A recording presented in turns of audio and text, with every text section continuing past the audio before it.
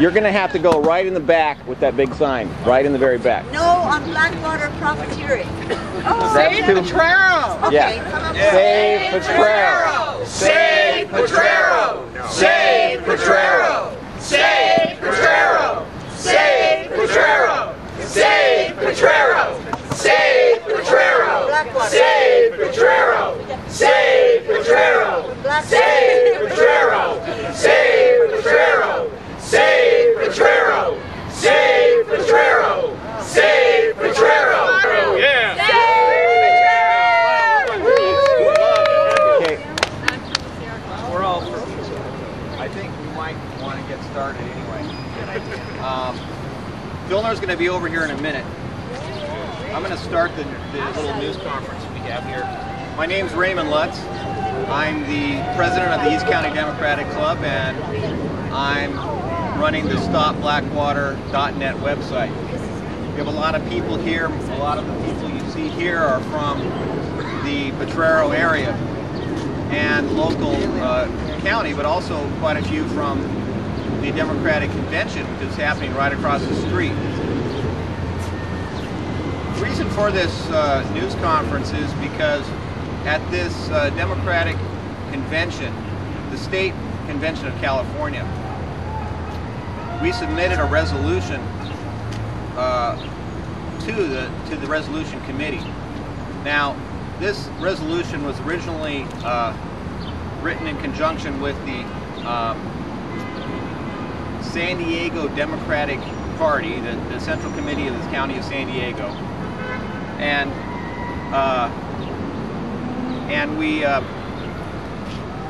it was approved there unanimously. And then we worked on it with the Sierra Club and with Filner's office and other people.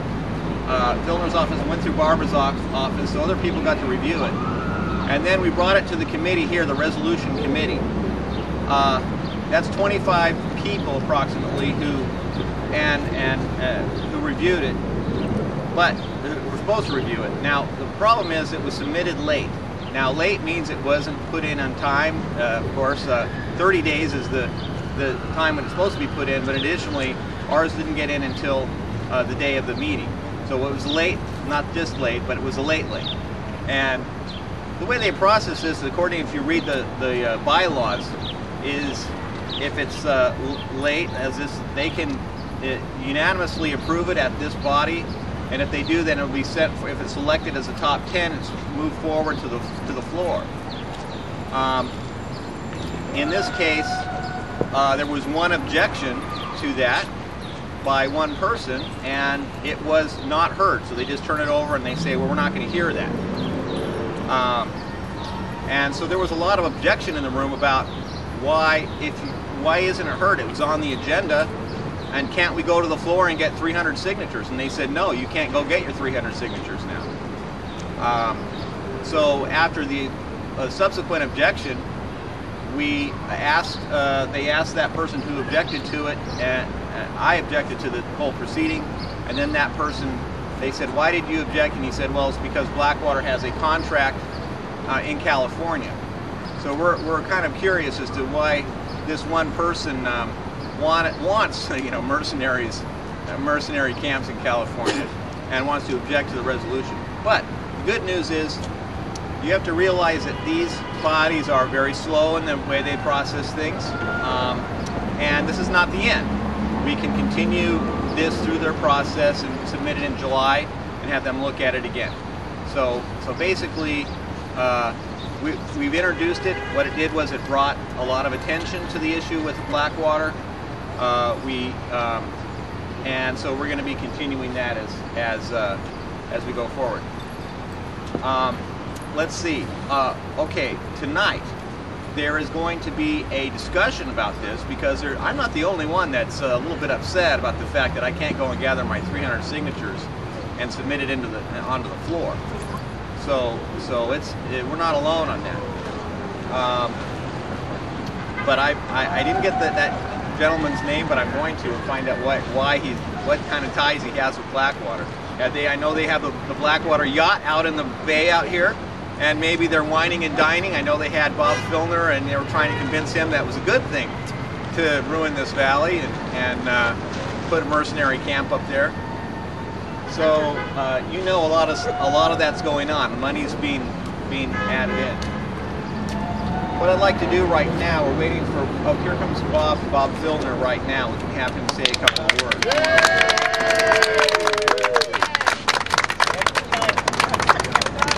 Come on over here, Bob.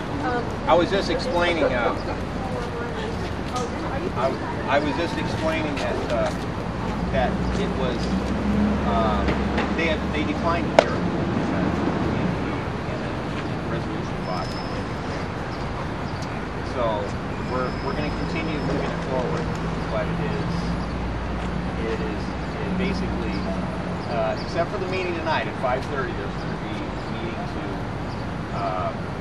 to review those rules, because I'm not the only one that's upset.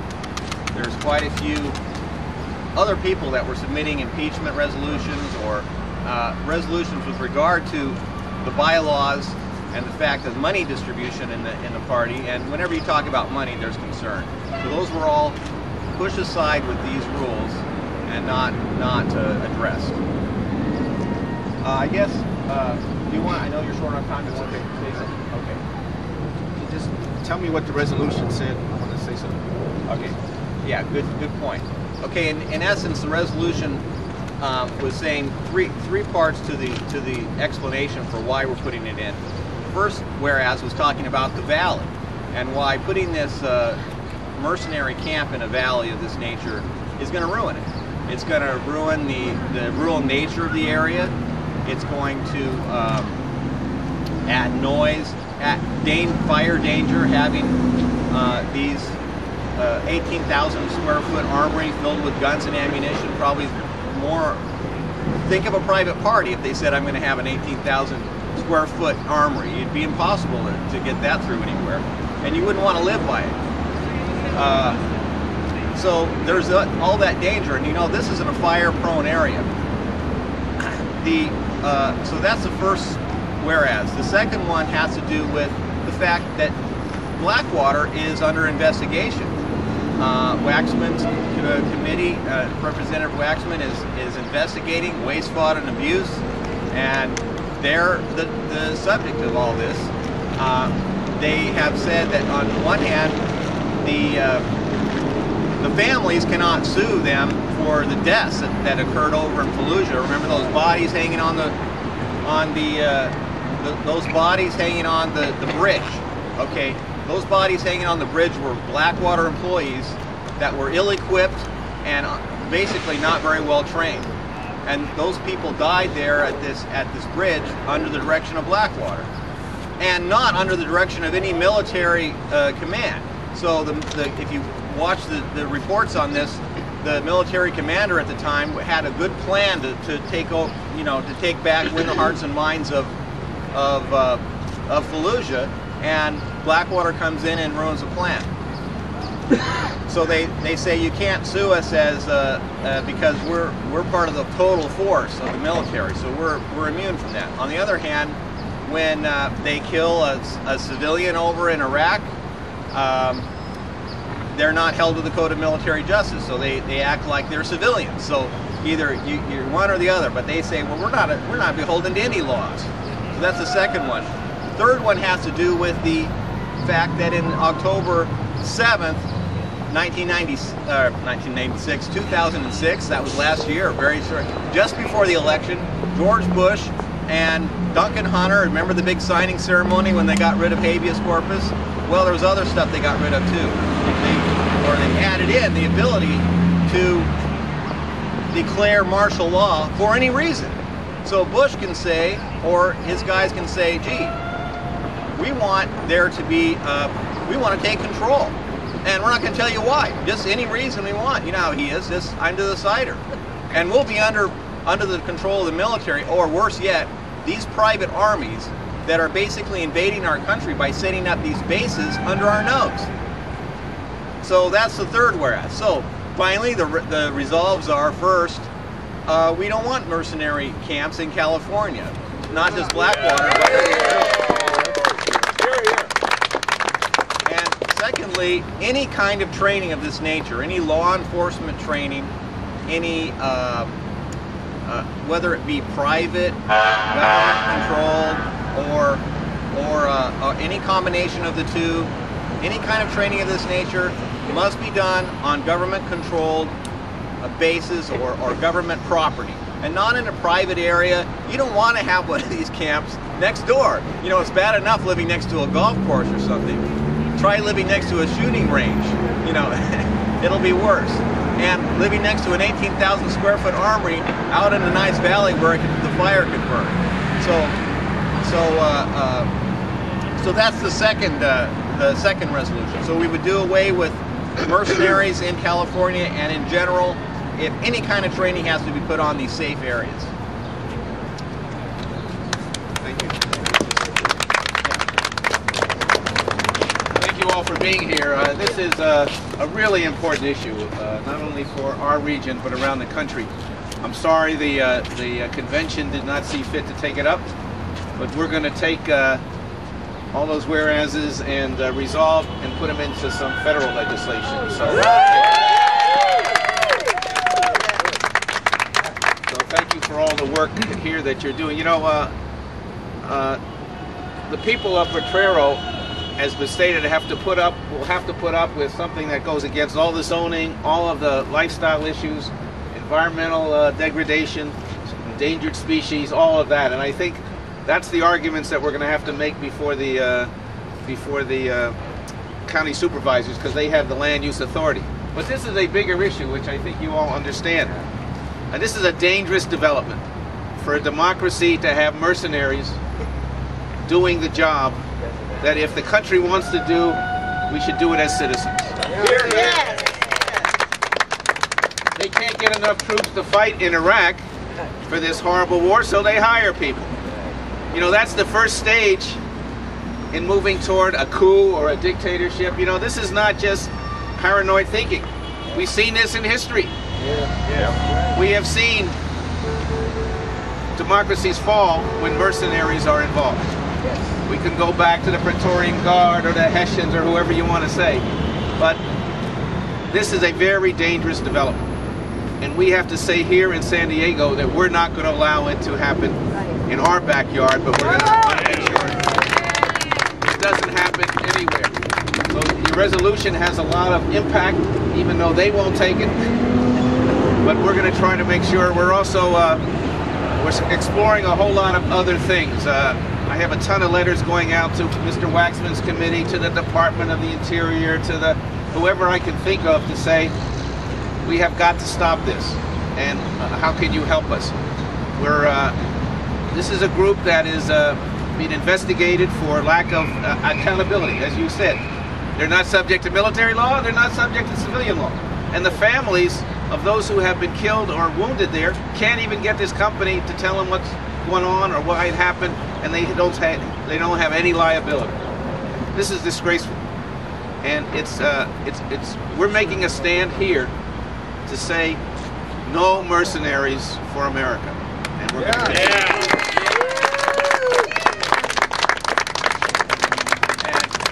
as to follow along with what Bob had to say there, if you look in the news, the United Nations just came out with a report on these mercenary soldiers armies that are being built from the third world countries, and what kind of an effect it's having on that.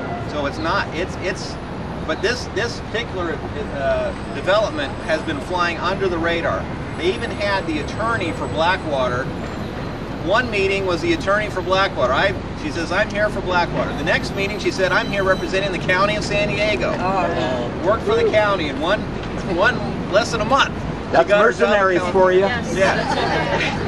And you know, what happened to the regular interview process? You just go right in? Yeah. Then we said, Pete, isn't that a little bit, doesn't that seem suspicious? Oh, nothing illegal about that, of course. But since it might be, look like a little bit of impropriety, might get the impression of impropriety, we'll put her on another assignment. I don't even know if she's still there, but you think about it. If you're an attorney, you spend all this time going to law school, getting your bar degree and so forth. You used to be a planner. And then you leave, and you go you leave and you go to, let's give a hand to Bob Filner.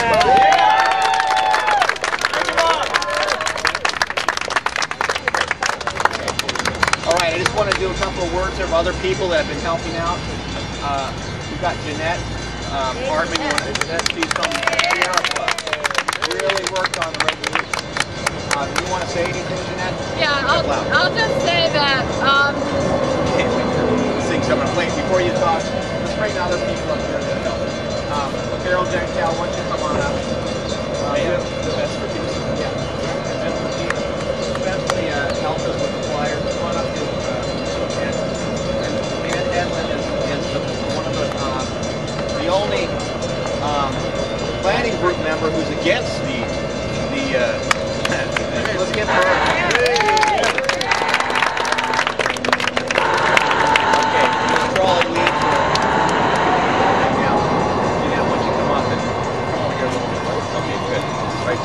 My name's Jeanette Hartman, and I chair the Land Use Committee of the Sierra Club.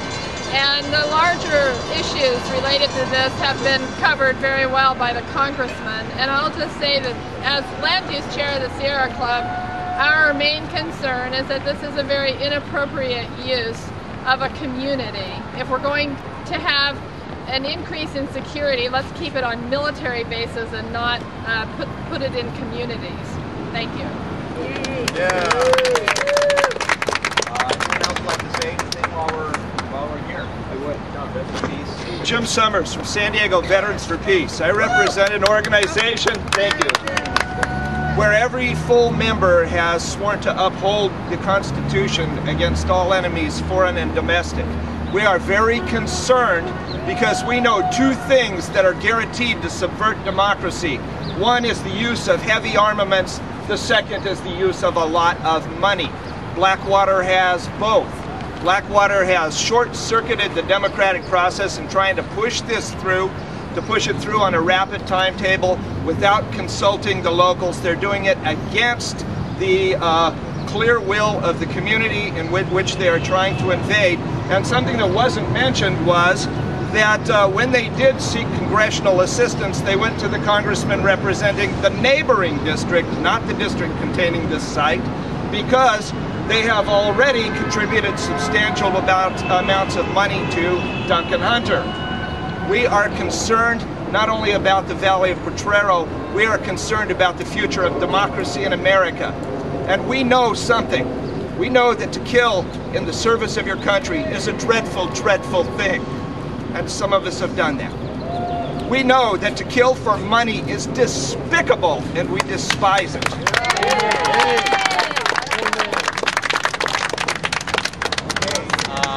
I'd like to thank all the media that's here and everybody that came. Let's give everybody a hand for showing up. And we will adjourn the meeting. That's all right. You can cut and paste. My name is Jan Hedlund, and I am the only planning group member that is against Blackwater. And our community was blindsided by this. We had no idea what was coming.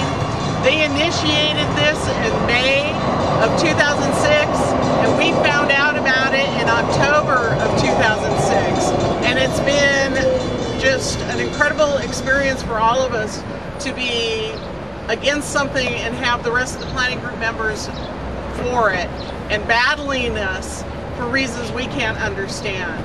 And if it weren't for these incredible people that are surrounding me and others that aren't here, we wouldn't be this far in having a voice spoken for us. We did not realize the extent and what Blackwater even meant until they came into our yard, and this is not something that we want in our community. Thank you. Just real quickly, I'm Carol Jonkow, the director of the Peace Resource Center, and I think that it's very important that we continue to remember that this is not just a Potrero issue, it's not a San Diego issue, it's not even just a California issue. This is a national issue, and this campaign is growing. We have allies. We will have more allies as this proceeds. We're ready to take it anywhere we need to take it. I think it's very important that we get the message out that we will not tolerate in this society people who feed their bottom line on human suffering and misery. This must stop. Thank you. My name is Bill Bottomley. I'm an attorney.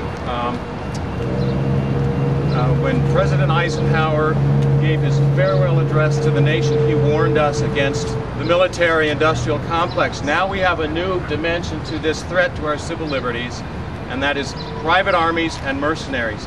My ancestors fought in the Revolutionary War for independence from Britain, and the British hired Hessians. Americans, when they think about our history, do not like mercenaries. Yeah. Thank you.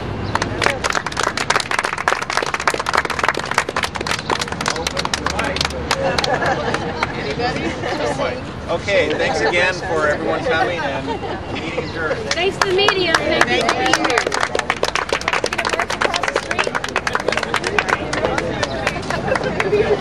Okay.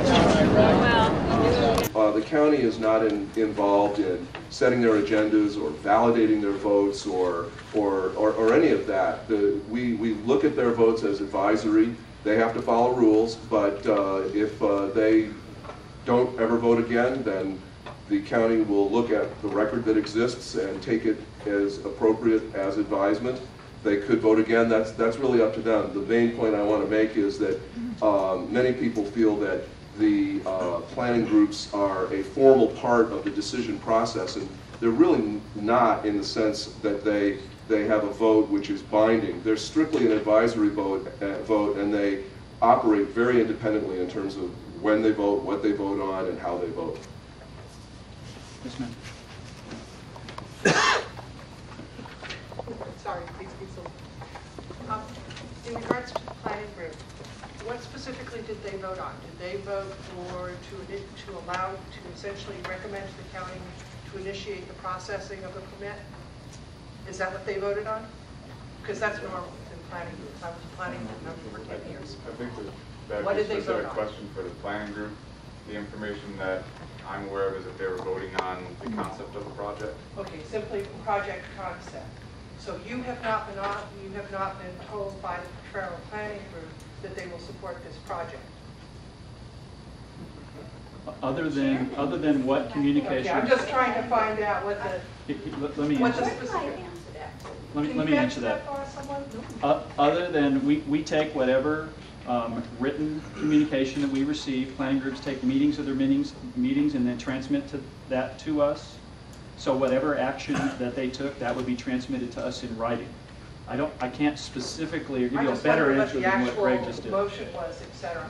And I have a second question, and that is, have you checked to make sure that every individual property owner who is a portion of this project has agreed to the processing of this application and gotten written permission for the processing of this application on their property? So the Because property that's a owners portion of your adjacent to the policy. property have been notified when the application was submitted.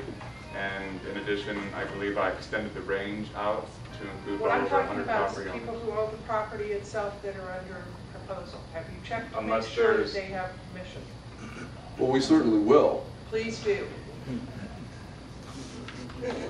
I'm going to go right to that. Yeah, I heard on the program these days this morning, the planning group chairman say that the planning group's approval was contingent on a noise test, and it describes guns, but it doesn't describe a helicopter. Is the helicopter going to be included in the noise? Oh, racetrack. You know, you have those. These are all very good questions, but again, they're probably best directed to the planning group because that's kind of their business. So if you're asking, Well, why is it here if the planning group hasn't finished their job? no, the planning group can provide advisory votes at any time during the process, and they. Contingent vote is what I understand. So I don't understand where Okay. the process is. Where's the Well, law? maybe they gave us a contingent vote. But our process, I can pull the slide back up. Our process, we noticed the notice of preparation that's out for public review. We've gone through all the significant areas in CEQA, identified what studies that need to be accomplished. So specifically on your question, the noise study will be addressing those types of issues. If you want to make a formal comment to that effect, please ensure that the noise study covers both the helicopter operational noise, shooting range noise. That would be welcome as well. Can you just clarify this due process question for me? If you put the chart back up, if it turns out that it fails the noise test and the planning group should reconsider, can the planning group go back? I don't understand how you can have a halfway vote and continue on. The answer to your question is yes. The planning group could do that. If the planning group, and also in answer to your question, the planning group doesn't have to vote on anything if they don't want to. It's not required. In other words, they could choose not to vote ever. And when that then project goes to a decision maker for hearing, that would be taken into consideration. It's not required. I had one up here before I'll go back to you. I was told that the scoping meeting was going to be held in Potrero itself, and I wondered how come that venue changed, and if the next scoping meeting, or if there is another scoping meeting, is going to be held in the Potrero environment. The initial intention was to hold the meeting out there. We deemed that there would be a much larger facility to have it here. So what changed the decision? It's a larger facility to hold the meeting here. There's been a lot of interest in the project. I'm gonna go over. Did you still have a question, sir? Yeah, I was curious. It's a procedural thing, and Glenn, I have to thank you for your call yesterday. It was very helpful in clarifying a lot of the situation that's going on here today. One of the things I had a question about though is if the planning commission over here is just advisory, could Blackwater simply have gone directly to you folks and put the proposal without going to an advisory board? Could they have just bypassed the Well, we transmit information back to community planning groups as a part of our process. I think what Glenn is alluding to is he's saying, even though we would do that, if a planning group were to choose not to place an item on their agenda, that's their decision. But we do provide that information to them. And could Blackwater have chosen not to go to the planning group? That's up to them. But upon receipt of the application, we send all the application materials to the planning group, and they can do with it what they would like. Yes, sir. Just to follow up on that question, would this project have gone ahead without the planning group's vote? Yes. Yes, absolutely. The application the processing of the application. Correct. Okay, if they didn't vote, how would people in the community know that this was even going on? If you only notify the immediate property owners, and I know you said you went further, but there's a whole big community out there, and how would people even hear about it? Could you imagine the community not hearing about this project? Yes.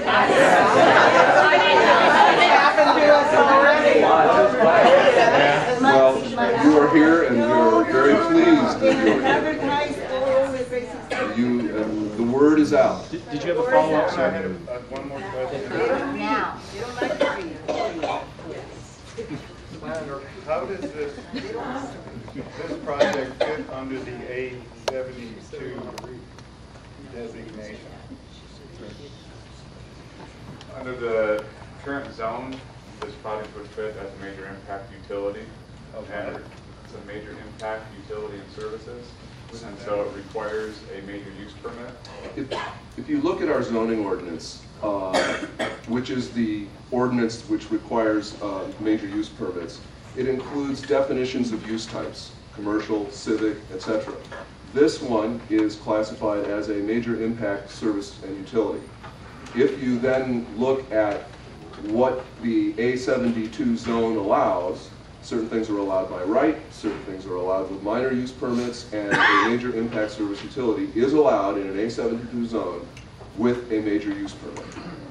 That's what our zoning ordinance says. But this is a limited liability corporation that's in business for profit. How does that fit under agricultural designations? It's not a farm. Well, it's not a Boy Scout camp. Now, I don't understand again, how the designations would allow that. that you again are addressing an interesting policy issue, but they can ask, and they have asked, and that's the best information I can give you right now. Now, your opinion, sir, is very important, but we're not in a position to debate that opinion with you here today. What would be a good example of something that would fit under these designations? Chicken ranch. Chicken major impact utility or whatever you think. What would be an example? Well, there are many examples. Roads, water.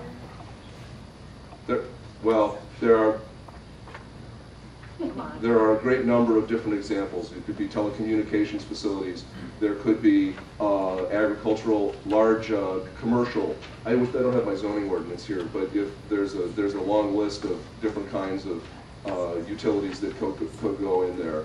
They could go with. There could be a mining operation. There could be all sorts of things. It seems like a large commercial enterprise, a business, to make money. And just to be clear, what we not a farm. It is a chicken farm. Just to be clear, here's the process. What I think what Glenn is saying is that with the zone and a combination of a use permit, there are a number of different uses that can occur on that property that you would not think of as traditional agricultural uses. That is what our zoning ordinance says. So I understand your question, but those are the rules as they exist today, and I'd encourage you to include those things in your comments. How long have these designations been in place? Is this a new Years. change? No, years. I'm gonna go to this gentleman right here. Yeah, I'm kind of curious. I see a lot of faces here. I live in Potrero, and I see a lot of faces here I don't recognize. So I'm just curious as to how many people actually live in Potrero. There you go. You see, there's a whole lot of people that don't. Most of them.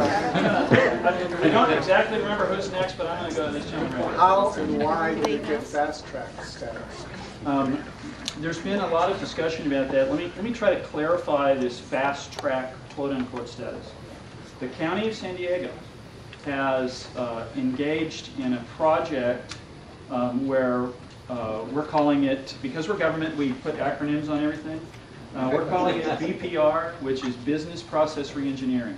What we're attempting to do is to take all projects that come into our shop and try to process those as quickly as possible, but still responding to all of the concerns and still maintaining our quality. So that's just a service that we want to try to provide to all of our customers. This particular application is one of the first that is following that process, but all subsequent applications will follow that process as well. So this particular application is being treated no differently than anyone else that comes in under our attempt to try to streamline that. I don't remember who's next. I'll go use it. Just kind of for Glenn. Glenn, if in the final analysis of the ER, one would find that there are significant and unmitigable impacts, is this the notion or what this project accomplishes, this training, would it be considered enough of a public benefit to have overriding finding? Let me clarify that for the audience.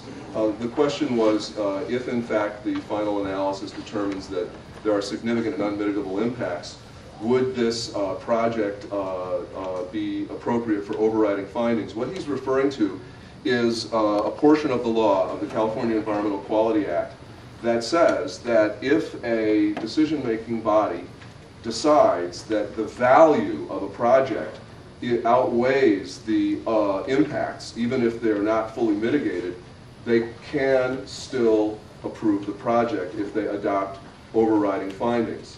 Now, that is part of the law as to whether this project will have unmitigable impacts and whether those unmitigable impacts would be subject to overriding findings. I have no idea. Let me go to you. What can stop this project? Like. Now,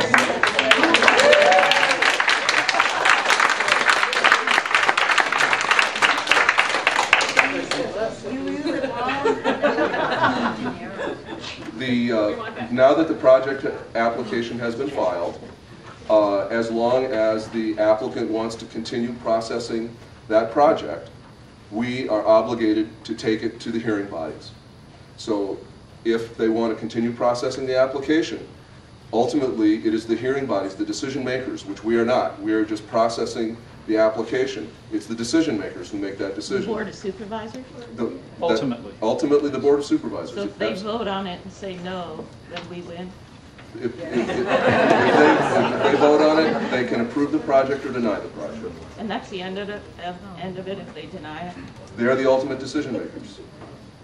I don't know who is next. Let me go to you, ma'am, and then we already went to you once, but let's go to you next. My name is Luisa Wildy. I'm a resident of Potrero. I live a mile and a half from the project. Is there any way you can tell me if the owner of the property has a right to sell the property? Is it part of the law that he can have the freedom to sell it? I don't know the answer. John, not within our purview. Yes, sir. You had a comment earlier whether Blackwater was in the neighborhood, and they definitely are in the neighborhood in Potrero, schmoozing the neighbors. Now, my real question is, the language in here talks about how little of this valley they're going to use, and this overlay really shows they're going to use all the usable valley that we see right there. You talk about cattle ranching. I don't know how that's going to take place. And are you going to monitor it? I mean, you're giving up that whole valley, and there are not very many of those left. I guess I'm not quite clear on are we going to monitor? It says you're going to continue with cattle ranching. Oh, I see what your question is. Raise mountain goats, cattle psychology. This has been reduced down to 8.5 and 11 just to make it for an ease of making 200 copies tonight in anticipation of a lot of people. Thank you. So again, third or fourth page in the package, you're entering the project site. There's limited development with 2 residences here, an administration building, and helipad. Again, as I'm going through this is subject to change. We've asked for revisions, we've asked for items to be addressed. So what you're seeing right now could be the final copy that gets taken forward to the approval bodies, but there may be revisions. Development then is proposed with a driving track in this area, and then the administration buildings, tactical areas, and shooting ranges extending up here. So this whole portion of the valley, from north to south, running right through the site, is actually going to be preserved in open space as proposed right now.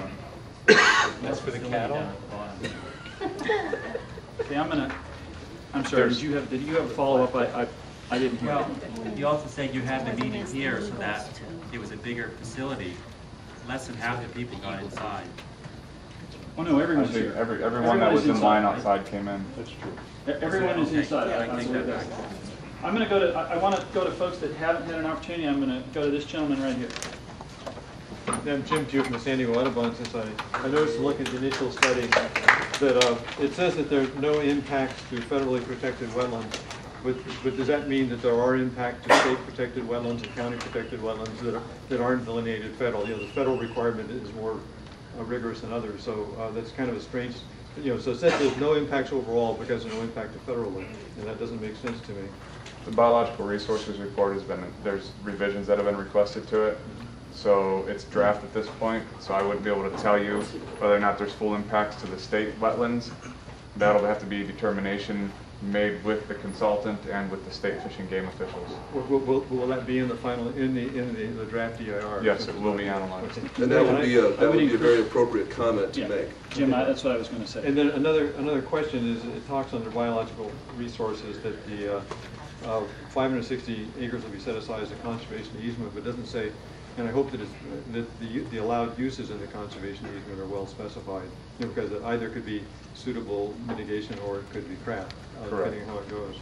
And then under hydrology and water quality, it says that the Jura, the Susump, and the what was it, runoff management, one of the other plans will provide that there won't be any water quality impact. except for this is in the watershed of the Tijuana River and has a TMDL for lead, so there can be, has to be a zero discharge for lead, and there'll be an awful lot of lead involved in this project. So I don't think that the Jurup and the Susump are sufficient to say that there won't be significant water quality impact. So I hope you'll do some more analysis than just refer to the document. Okay, thank you. Again, those. Just to add on those comments, again, there are other regulatory agencies that will be involved looking at this project, including the Forest Service, Bureau of Land Management, Fish and Wildlife Service, Fish and Game, Regional Water Quality Control Board, and in some cases with the aspect of lead and firing ranges, you will have OSHA involved. But it's difficult when the IS states that there won't be an impact because of certain actions, when we know that all these other actions exist, and the IS sort of implies that you're not going to be doing all those. And Jim, those are exactly the kind of comments that I would hope. I want to go to someone who hasn't participated yet. Oh, okay. And then I'm going to go to this gentleman in the back next. Okay, hi. Raymond Lutz with Citizens Oversight. I've got really two things. First of all, we found out that there was an attorney who was employed by Blackwater who had taken up a job within the planning department. And I'm wondering if anyone else has been on the payroll of Blackwater that's involved in this project at all, and if that can be disclosed. Although not an EIR question, it deserves an answer.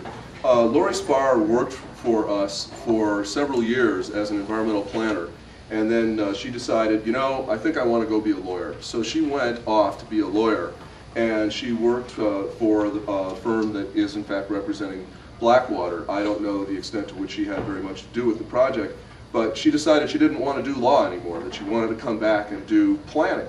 So she came back, she works for us now, and when we found that she had worked for the firm that was representing Blackwater, we said, oh my gosh, there could be an appearance of a conflict of interest there. we immediately removed her from the project. She has absolutely nothing to do with the project, nor will she have as long as the project is with us. Nor does anyone else. And there's no one else. Okay. One more thing, if you don't mind. One of the jobs we do as Citizens Oversight is to encourage public involvement in these meetings. I'm really concerned about the way you've denigrated the impact or the involvement of the community planning groups, because these are elected officials, and indeed they're unpaid, but they're volunteers and they're trying to do a good job. A lot of the public comes in to voice their concerns and have comments and the like, and apparently you guys really don't care what the planning groups say. Maybe you didn't come out to the planning group and talk to them. I did attend a meeting there, as the people know. I've been trying to get another meeting scheduled for this month, which they canceled. This lends the appearance that the planning group doesn't care about citizen involvement, and indeed, your attitude here is that you don't care either. You don't take it into consideration, and in fact, it sounds like you haven't even read any of the stuff from them yet, because you didn't know what their decision was. So I'm really concerned about this, how this department is just casting aside all the work that citizens come in and they talk and they try to, if they can. In this case, most of the citizens didn't know it was being processed because it wasn't advertising anything except for the Potrero hotline, which used to be owned by the chair. And so it looks like this thing has been not put into the big things. And no, I disagree with the gentleman who says that no one should be here that doesn't live in Potrero. This is next to the Cleveland National Forest, which we all have an interest in. So this thing of making the planning group so you don't care, they're not going to have a meeting, and you don't care if they vote on anything or not, the vote doesn't matter. Why does this happen in a democracy? These people are elected and they should do their job.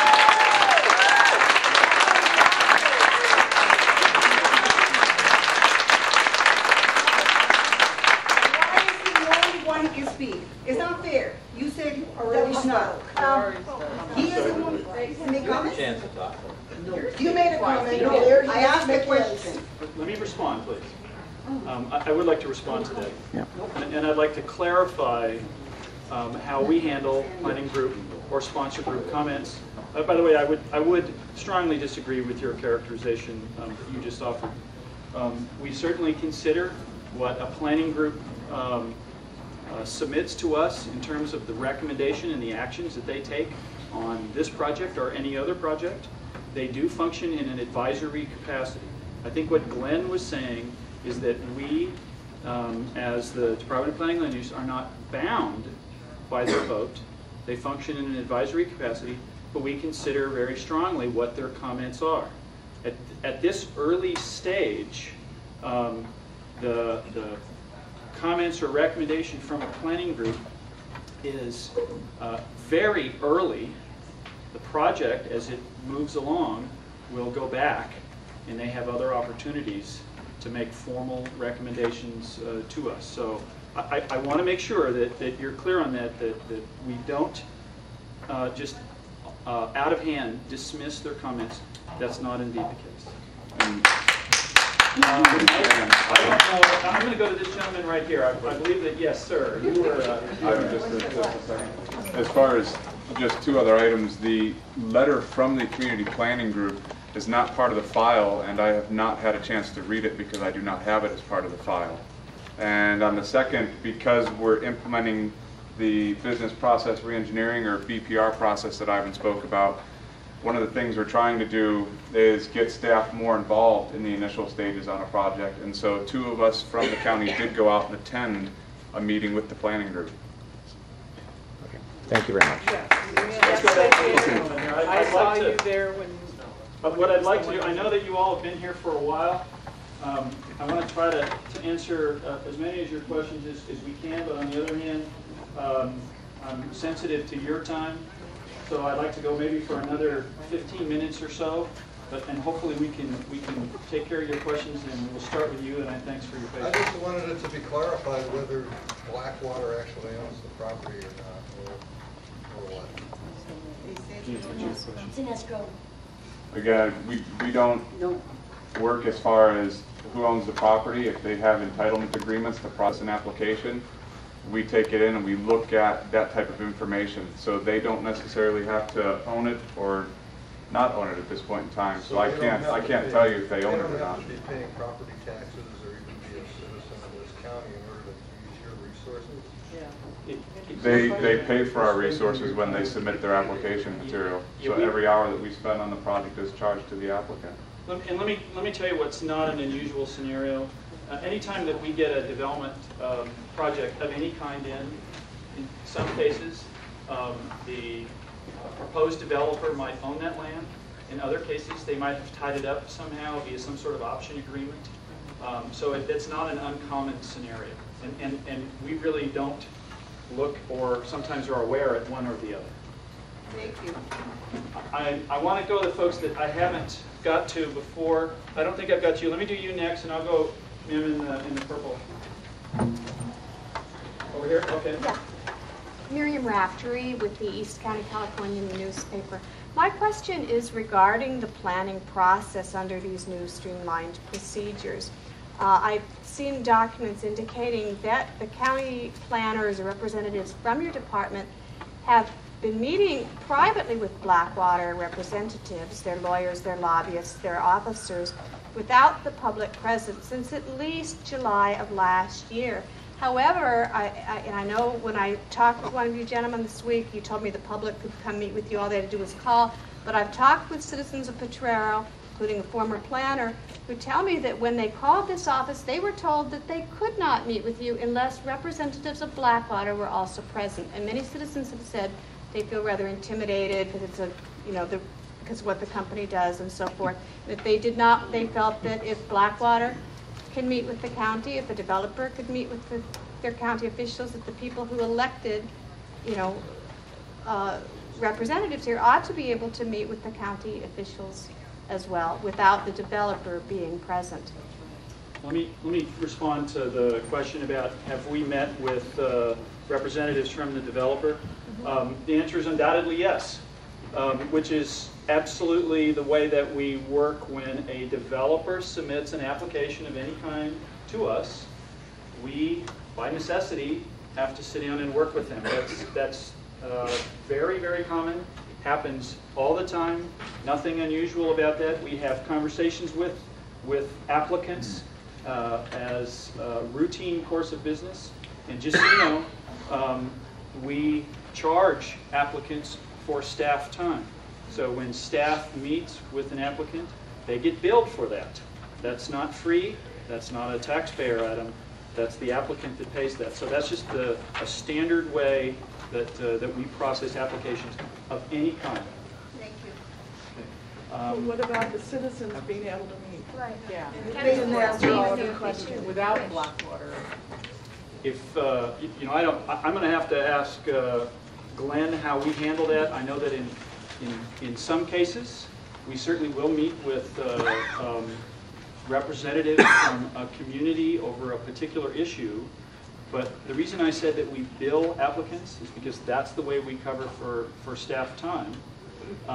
And I would, I want to ask Glenn how we might handle that if someone comes in. You know, I certainly wouldn't want to have to be in a position where he says, well, ma'am, we'd be happy to meet with you, but we're going to have to charge the way we do an applicant. But so that's kind of the concern, and it's why I mentioned how we handle the project. Glenn? Hear from Glenn. Yeah, can I ask for your input on that? Sure. We will be happy to meet with the public when people come to look at files at the counter. By the way, the files on the project are public information. You can come, look at the files. If you have questions, we'll sit down with you. We'll meet. There's no problem. There you go. I don't know where, sir, you've had your hand up for quite a while. 3 questions. The county is the lead agency for processing under CEQA. Is this project in any way, shape, or form subject to any federal agency review or approval such that it could be subject to NEPA as well? No, sir. Okay, so there's no federal government agency. It may require federal permits, but not a NEPA process. So the federal permits that might be required would be non-discretionary? No, they would be permits from, what federal permits is this? Actually, Army Corps of Engineers. Army Corps of Engineers, but... And then permits issued through the Regional Water Quality Control Board that are generally under the domain of the EPA. But that does not trigger NEPA. This project is a project being paid for by private funds. It's a CEQA project, not a NEPA project. If it was a public project, then it would be NEPA, but this is not a NEPA project. Responding to an earlier question, it was noted that the county's general plan currently includes the agricultural reserve designation. And the answer was yes, under the current general plan, ...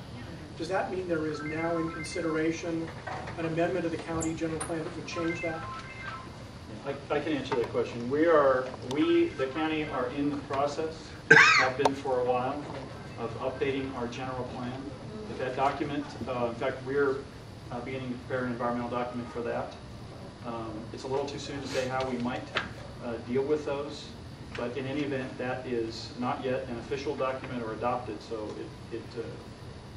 we wouldn't be able to rely on it. Just to be clear, though, it has not been discussed as a part of that county general plan update to remove the agricultural reserve designation on this property? Again, what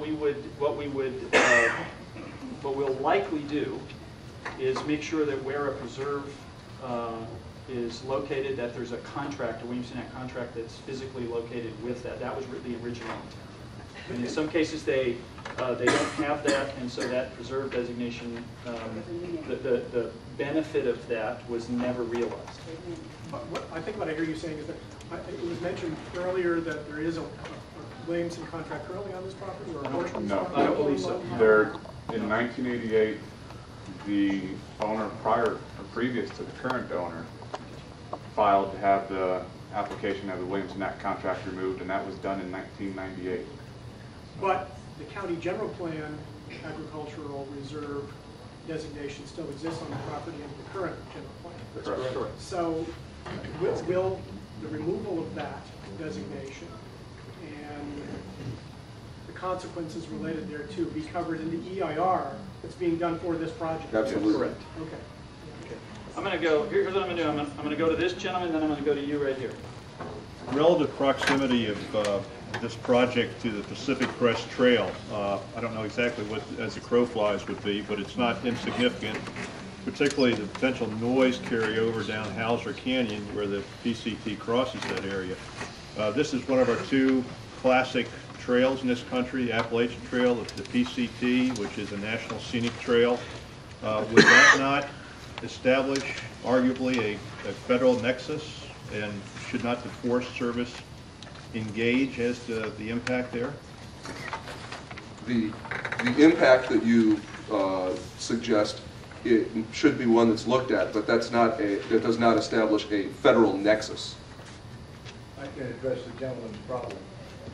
Well, let me go to this gentleman right here first. So it says there's sensitive wildlife. So what's going to happen to them? Are you just going to build over them? Are you going to move them? You're destroying their habitat. Under CEQA, the impacts to native habitat and biological resources have to be mitigated, and so that's being addressed in a biological resources report, including on-site preservation. That hasn't been fully analyzed to determine whether or not everything's going to be met on-site or if it would require off-site mitigation as well.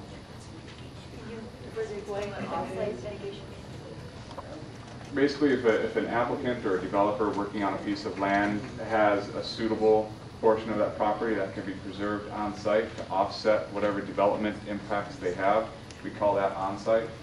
An example for off-site may be a 2 or 3 acre parcel that they're going to split into residential pads, and it represents maybe infill, and we may determine that it would be more suitable to mitigate for those biological impacts in a mitigation bank or in a more suitable larger preserve area, and so we call that off-site. Does that mean they move the eagles out of the area? That's more of a specific question. As far as eagles, the raptor foraging and the eagle issue is being addressed in the biological resources report. The eagles are on the property. The mitigation would have to match whatever the impact was. Let's keep that. That's a good comment though for the CEQA document. I'm going to go in the back next, and then I'll get to you. I wanted to ask you the cost for the EIR and all of these preparatory materials. Who pays for these costs and all of this time and people here? The applicant pays those costs. All of it. Also, the police officers and the undercover police officers, they pay for them too? Because I've never seen so many. That's a good question, and this is a little bit unusual for us. So I'm going to have to probably get back to you on the answer. Okay. I'd be happy to do that. It's amazing. I'm going to go to this, and in the interest of trying to get to as many of you as we can, because I know it's warm and it's getting late, I'm going to go to this lady right here, and then have I got to you before, ma'am? Okay, I'll get you next. One event I don't see addressed is the fire risk. The nature of Blackwell's business, you're going to have live ammo out there, racetrack, helicopter. It seems like an extreme fire danger with limited firefighting resources out there. So how's that going to be addressed in the EIR? I hope that... I think that's an extremely important issue. I don't see it. So do I, and I think that that's a very appropriate comment for you to offer in that regards, to make sure that it is. Great. Yes, ma'am, I'll go to you next. And then you, sir, and I'll get to you next. First, just out of curiosity, are there any representatives of Blackwater here tonight? Thank you. As far as you spoke, that said that this was one of the first projects to come in under this new streamlined plan, the re-engineering for the planning and all that type of thing, and you're serving your customers. Do I read this right, that your customers being developers? Excuse me. Seems to me that all that does is cut down the amount of time. First off, it cuts off public comment, cuts out the amount of time for researching environmental problems and any other problems that might come up pertaining to the public and the city and, you know, the public's interest. Streamline, those are good questions. Let me. And I don't recall voting for anything like that. I don't even recall hearing that. Let me answer your question. Those are valid questions and comments. Streamline processing doesn't mean shortcut. Doesn't mean that we cut out your opportunity for public comment at any point in the process. It means we try to be as efficient as we can in working with our customers, not unlike any business would try to do in working with their customers. Our customers are applicants. You are constituents, however, and have a voice in the process. So we want to be as efficient in working with our customers, but that doesn't cut you out of the process, and we don't and won't shortcut your opportunity to provide public comments. Let me go in the back. Is there some way I can find out the difference between the two processes? There are certain, well, now that, is it on the website somewhere, Glenn? Yes, there is a lot of information about the business process reengineering on the website, which we had up there. And if you have additional questions. And just so you know, there are statutory comment periods that don't change, regardless of which process. Those remain the same. Okay? Yes, sir, in the back. It says that it's going to be a police and military training outfit. Is that contract, has that already been made? Is that a done deal? We know nothing of it because we know they don't do that. We're told that they train other forms of training, but to hear this, it'd be kind of comfortable to know that that's already been done, because that's what we keep hearing. The reason, and you read it in the newspaper and it's on here, that the military and the San Diego Police Department and Fire Department's going to be trained there. They've asked, as far as we know, they've asked for a permit to do those things, but I have no information for you about whether they've established any contractual arrangements with any entities. It shouldn't be on here then, saying that, because it's not true. But it hasn't happened yet. That's what they say they're going for. It's a proposal. It's a proposal. So that is what they're proposing. It's not true. And see, the two get intermixed between what's our government and then what's private industry, and it kind of like blurs. My second question was, what is going to happen to the Native American, all the artifacts, which are all over the mountain, and they're very sacred, this very sacred, special place. Would they all be gathered up and taken to, say, the San Diego Museum of Man, and then they'd be given a value? Like, because I heard someone say that Native Americans, Again, similar to, not to cut you off, but similar to biological resources, noise, traffic, they're being analyzed.